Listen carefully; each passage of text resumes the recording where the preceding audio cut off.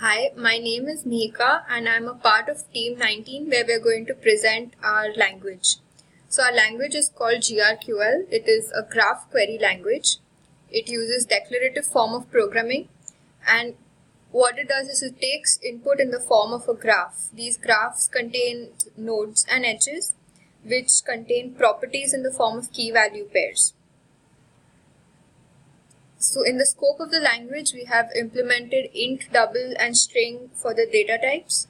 For the various operators, we've used equal to, greater than, less than, greater than equal to, less than equal to and not equal to. We've implemented loops in the select and where clause, and conditional operations are also done in the where clause.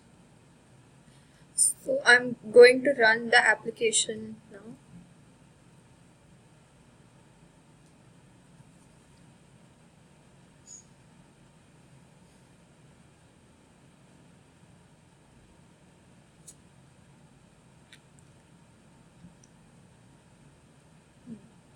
It will be displayed on the local host. This is used to add nodes and edges to the graph. This displays the nodes and edges in the form of a JSON format, and this displays the graph that we have inputted. So this is a sample query,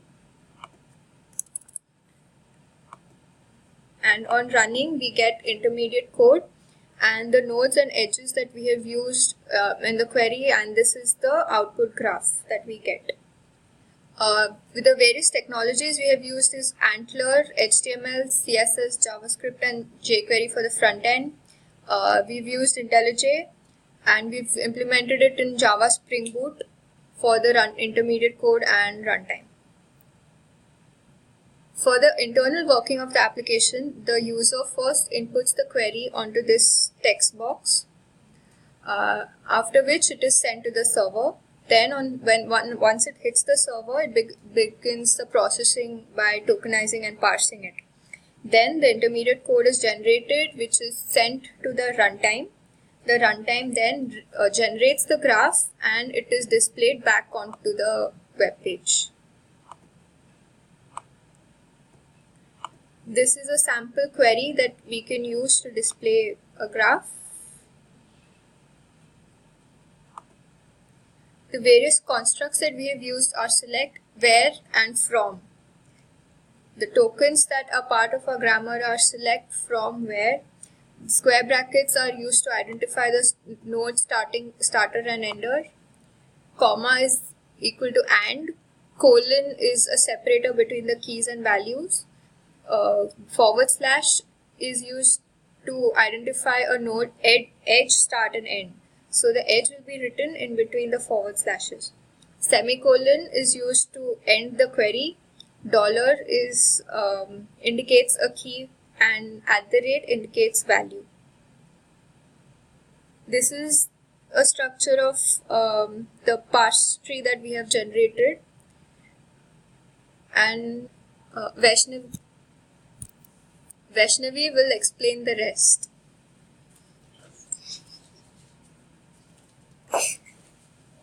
Hi, this is Vaishnavi. So I'm the one responsible for the intermediate code generation. So this is the parse tree that we got from the first step, and now we will see how the intermediate code has been generated. So the format of the intermediate code is this whole thing. It is basically an array list which has multiple nested hash maps within it. We have chosen hash maps because it is very easy to access values from hash maps, which will make it very efficient. So you can see an example here of the query format that needs to be given. So the select statement, the from statement and the where statements are our tokens that we'll get from the lexing and parsing. Here, so let me just explain what each and every value means. So the first thing that the select statement has, this represents, these are the placeholders. So since student name is enclosed within square brackets, it means it's a node, and relationship as an edge, and student grades is another node.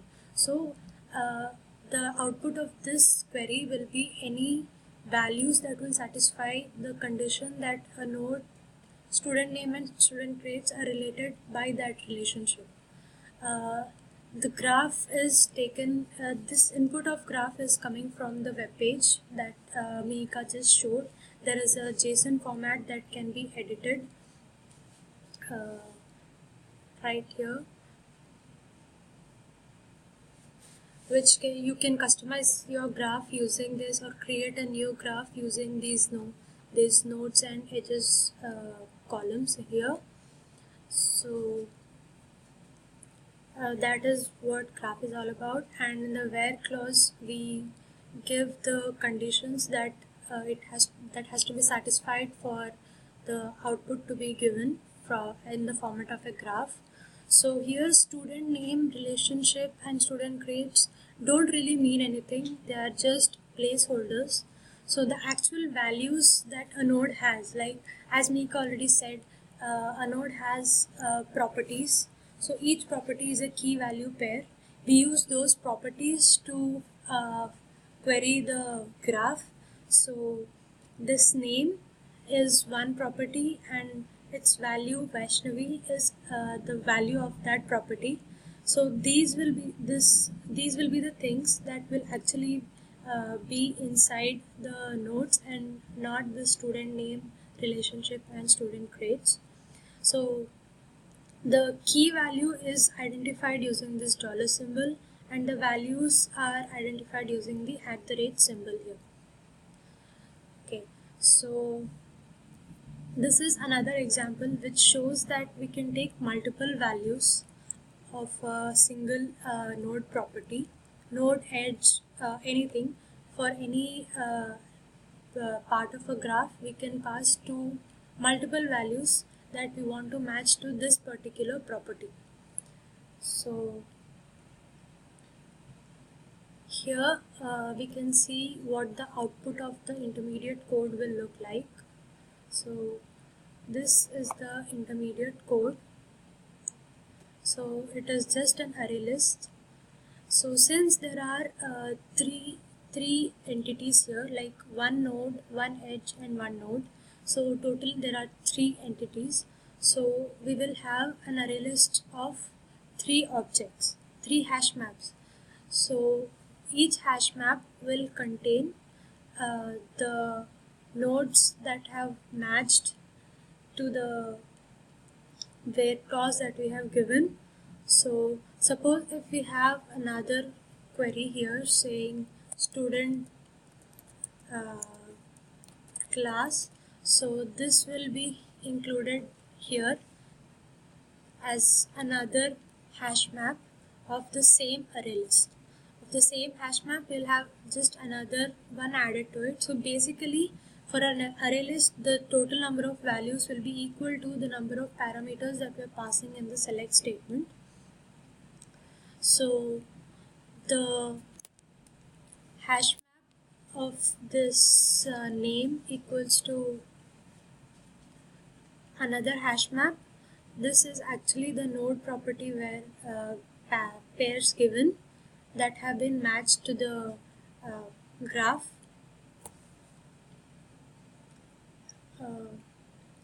And this first element represents the key of that hash map. That is, we have based that hash map on the operator. If different values have the same operator, those values are just pushed into an array list. And this represents what is the data type of the value that we are getting, whether it's a string or a double. Here is an example for the multiple values that we are passing here. So this select has the one node of select has name and school properties. So that is being conditioned here in the where clause, and the output of the intermediate code will be in this manner. Since in the last class name entity, you can see that there are 2 different operators, less than equals to and greater than equals to, which has a value double, and that is stored here. Suppose if there was less than or equals to for both of them, then d comma 8.9 comma 9.2 would have been the value of this hash map.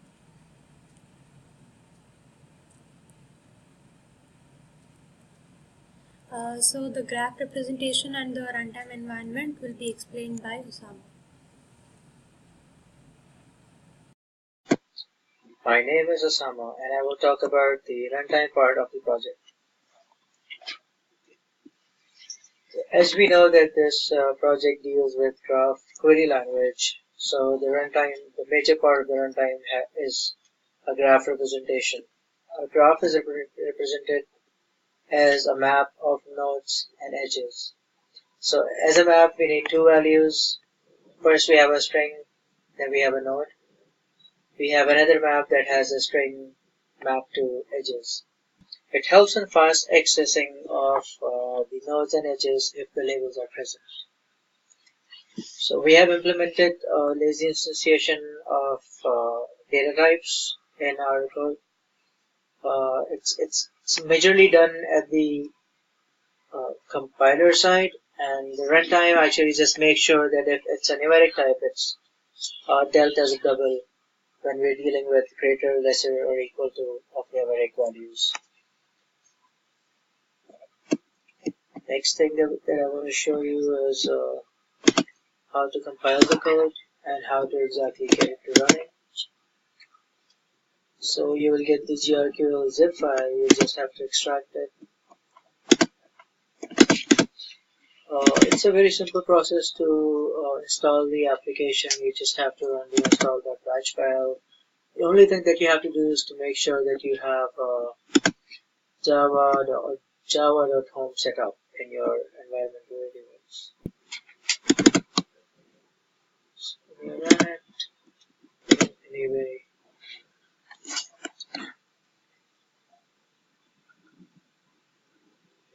It'll take some time to install itself.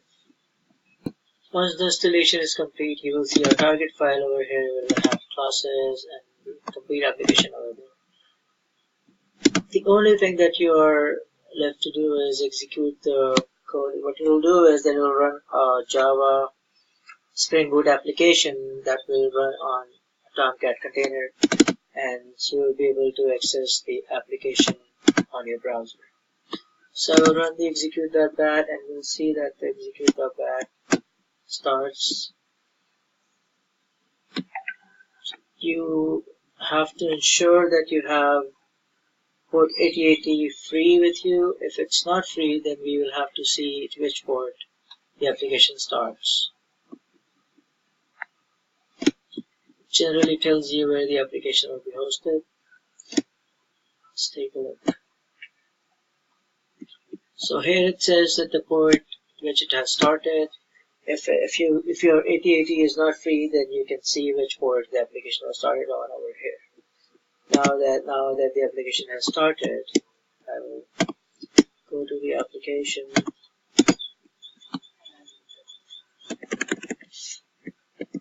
on localhost 8080.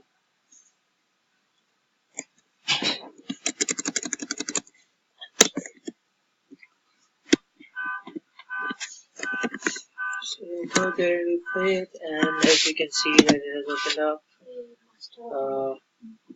Mika and Vaishnavi has already shown you how to work through this application. You can add your nodes, edges, and then query them and see the result below. Thank you.